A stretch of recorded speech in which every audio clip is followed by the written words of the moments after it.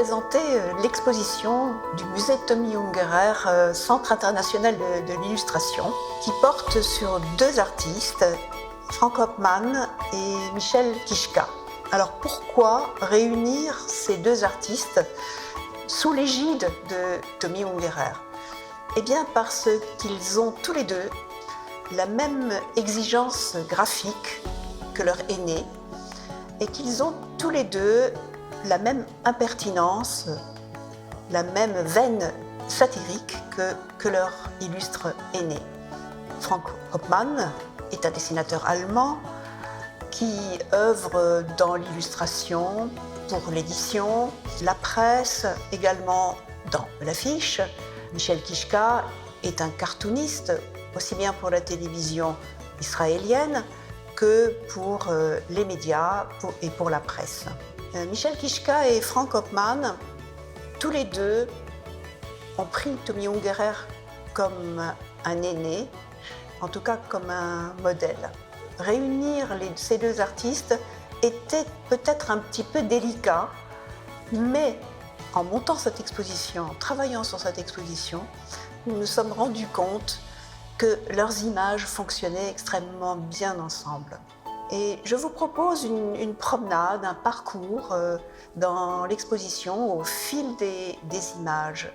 Dans cette première salle qui est consacrée à Tommy Ungerer, vous allez découvrir des images de satire sociale et de satire politique du dessinateur, et notamment sa fameuse affiche Black Power, White Power, qui est devenue une icône du poster politique dans le monde, qui a été dessinée en 1967 et qui est effectivement un coup de poing sur ce sujet, comme d'ailleurs beaucoup de dessins satiriques de l'époque new-yorkaise de Tommy Ungerer.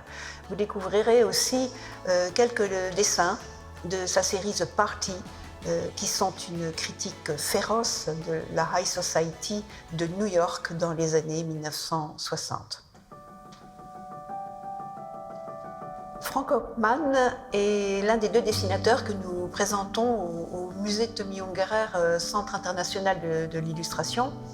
Il est allemand, il est caricaturiste, il est dessinateur satirique, il est illustrateur, il a beaucoup de cordes à son arc, et c'est un digne héritier de Tommy Ungerer, de par l'impertinence de son propos et de son trait.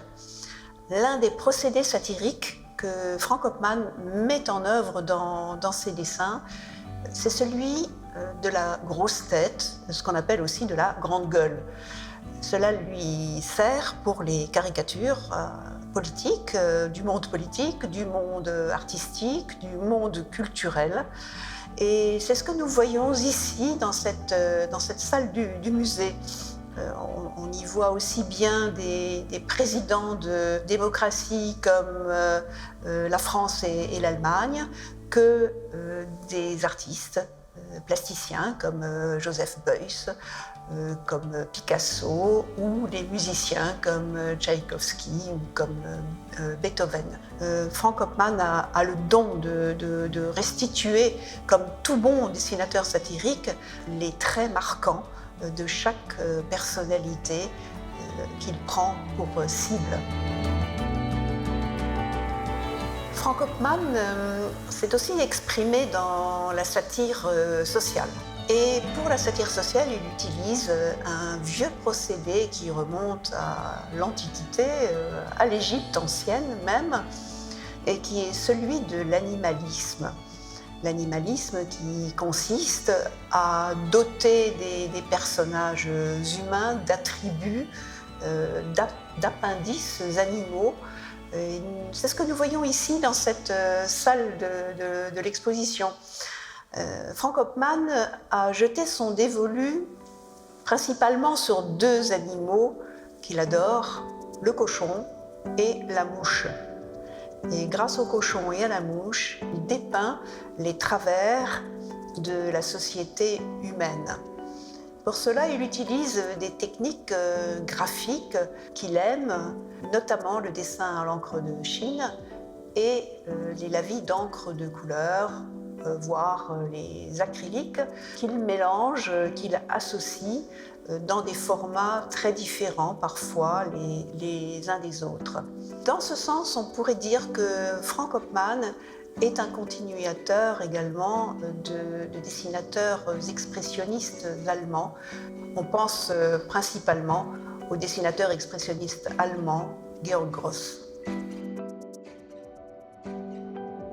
L'exposition regroupe environ 120 dessins originaux de Michel Kiszka et de Frank Hopman qui proviennent de leur collection personnelle. En ce qui concerne Michel Kiszka, ce sont surtout des dessins de presse que nous avons choisi d'exposer, mais également des bandes dessinées, notamment des planches originales d'une de ses bandes dessinées les plus connues, Falafel sauce piquante, qui est un livre paru chez Dargaud en 2018 et qui relate 40 années passées en Israël par Michel Kiszka. Par ailleurs, Michel Kiszka est un cartooniste extrêmement connu, sans doute le plus connu de la télévision israélienne, également dessinateur satirique pour la presse internationale. Et parmi les caricatures que Michel Kiszka a réalisées et que nous présentons ici, on trouve bon nombre de portraits-charges d'hommes et de femmes politiques. Nous en avons ici des exemples.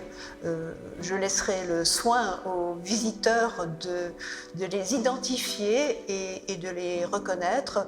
Je pense que ce sera sans aucun mal. Ce sont des dessins qui ont une force graphique, une impertinence aussi, et qui sont portés par un trait très sûr, extrêmement percutant de Michel Kiszka.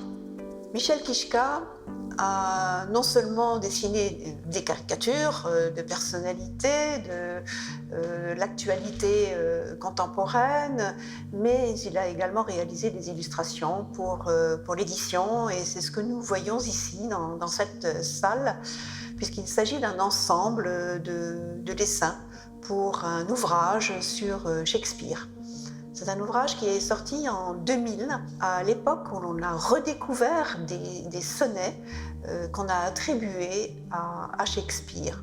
Évidemment, Michel Kiszka s'empare du sujet et réinvente une biographie de Shakespeare de manière drôle, de manière impertinente, avec des dessins qui sont réalisés de manière extrêmement efficace, au lavis d'encre et à l'encre de Chine, que nous voyons donc ici dans leur version originale.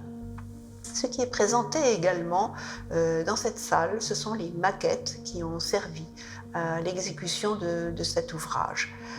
Avec cette série, Michel Kiszka est représenté dans son activité de dessinateur, d'illustrateur satirique et d'humour.